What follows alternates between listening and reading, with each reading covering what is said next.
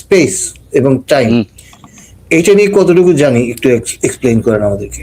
না, আমরা এখনো পর্যন্ত সেরকম ভাবে যে জানি তাই সেরকম না।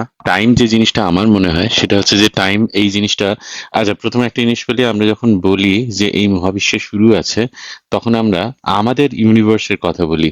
আমরা যে ইউনিভার্সটা 3 ডাইমেনশন অফ স্পেস আর একটা 1 ডাইমেনশন অফ টাইম দিয়ে তৈরি, আমরা এখন যে ইউনিভার্সের মধ্যে আছি সেই ইউনিভার্সের কথা বলি।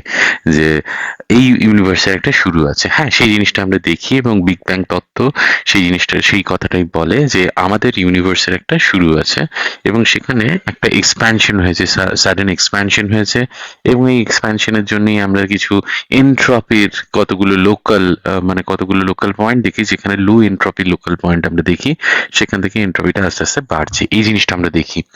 এবং তার কারণ হচ্ছে মহাবিশ্বটা এত দ্রুত বড় হয়েছে যে এনট্রপিটা আর সেরকম ভাবে ছড়িয়ে যেতে পারেনি, সেরকম সেই তাল মিলিয়ে বড় হতে পারেনি। আমরা যখন শুরু তখন এই জিনিসটা বলি।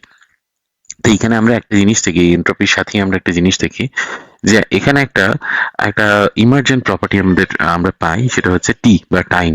এখানে কি হয়, আমাদের কাছে কিছু কিছু ক্ষেত্রে আমরা দেখি, যে এটা সব ক্ষেত্রে দেখবেন না, যে ধরুন হচ্ছে একটা ইলেকট্রন, ধরুন একটা অণুর মধ্যে ঢুকে গেলেন, আপনি একটা পরমাণুর মধ্যে ঢুকলেন, সেখানে দেখলেন একটা ইলেকট্রন, কতগুলো ইলেকট্রন একটা নিউক্লিয়াসের চারদিকে ঘুরছে। এইখানে হচ্ছে আপনি এন্ট্রপি জিনিসটা আপনি বুঝতে পারবেন না। তার মানে কি, আপনি যদি ভিডিও করেন, এই ভিডিওটা দেখে বলার উপায় নেই যে এটা সময়ের দিকে একটা নির্দিষ্ট দিকে যাচ্ছে নাকি উল্টো দিকে আসছে। কিন্তু যদি এরকম হয় যে আপনি এরকম একটা ভিডিও করলেন যে আপনি কাপে 1 কাপ কফি আছে, সেখানে দুধ ঢালছেন, হ্যাঁ ক্রিমটা ঢালছেন, সেটা মিশে যাচ্ছে, এইটা যদি ভিডিও করি, এই ভিডিওটা দেখে আপনি বুঝতে পারবেন সোজা দিকে যাচ্ছে নাকি উল্টো দিকে যাচ্ছে। তো এই জিনিসটা হচ্ছে এনট্রপি। তো এই এনট্রপি আমাদের মহাবিশ্বের মধ্যে একটা জিনিসের একটা প্রপার্টির জন্ম দেয়, জিনিসটাকে বলে টাইম। তো এই টাইমটা আমরা এটা হচ্ছে আইনস্টাইন প্রথম শুরু করলেন, যে টাইমটাকে একটা ডাইমেনশন ধরা শুরু করলেন। এবং সেখানে একটা খুব মজার মজার জিনিস হয়, এটার জন্য যে টেনেট সিনেমাটা আপনারা অবশ্যই দেখবেন, যদি না দেখে থাকেন তাহলেও দেখবেন, এবং যদি না বুঝতে পারে থাকেন তাহলে আমাকে বলবেন, আমি কিছুটা বোঝার চেষ্টা করেছি, সেটা বলুন। মুভির নাম কি একবার বলেন? টেনেট। আমি টেনেট। টেনেট। আচ্ছা টেনেট। ঠিক আছে, আমি অবশ্যই দেখবো। TENET। হ্যাঁ, অবশ্যই দেখবেন। হ্যাঁ, TENET। হ্যাঁ, তো এই দেখুন, এই কথাটাই হচ্ছে একটা প্যালিন্ড্রোমিন। TENET প্রথম সোজা থেকে এবং একদিক থেকে আরেক দিকে, এই দুটো এই দুটো জিনিস একই। হ্যাঁ, তো সেখানে একটা টেম্পোরাল পিনচার মুভমেন্ট বলে একটা কথা আছে। সেই জিনিসটা কি সেটা একটুখানি পড়ার চেষ্টা করবেন। আমি একটু দ্রুত শেষ করছি কারণ আমাকে একটু বেরোতে হবে, আমি কতগুলো ওষুধ আনতে আচ্ছা ঠিক আছে, কিনতে যেতে হবে ছেলের জন্য, ঠিক আছে?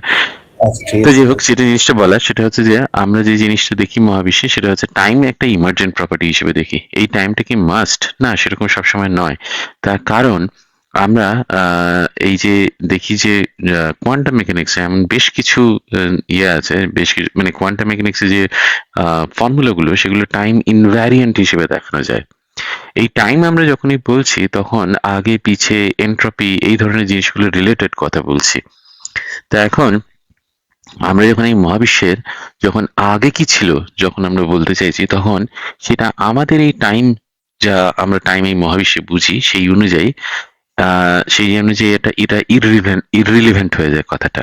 তাহলে আমরা এরকম বলতে পারি যে মহাবিশ্ব কিসের উপরে, মানে কিসের কোথায় ছিল, এবং এটা কিসে এক্সপ্যানশনটা হয়েছে, অন হোয়াট ইট এক্সপ্যান্ডেড। হ্যাঁ, তো তার জন্য কতগুলো হাইপোথেসিস আছে, সেখানে সবগুলোই যে আমরা জানি সেরকম না। সেখানে একটা একটা ইনফ্লেটন একটা ফিল্ড ছিল।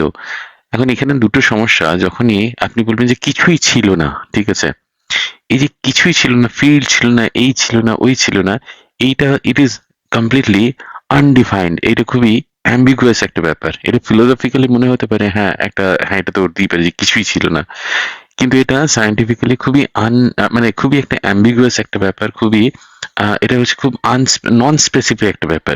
এটা মোটেই স্পেসিফাইড নয় ব্যাপারটা। কিন্তু যখন বিজ্ঞানীরা যখন বলছেন যে আউট অফ নাথিং যখন বলছেন, তখন সেই নাথিংটার একটা ডেফিনিশন আছে। তারা বলছেন যে সেখানে একটা ফিল্ড ছিল, সেখানে কতগুলো ফিল্ড ছিল, সেখানে যেমন সেখানে হিগস ফিল্ড থাকতে পারে, সেখানে সেখানে একটা ইনফ্লেটন ফিল্ড থাকতে পারে, তার উপরে এই এক্সপ্যানশনটা হয়েছে। তা এই জিনিসটা বলছে। আজকের মতো আমি বেরোলাম। হ্যাঁ, আজকে আমার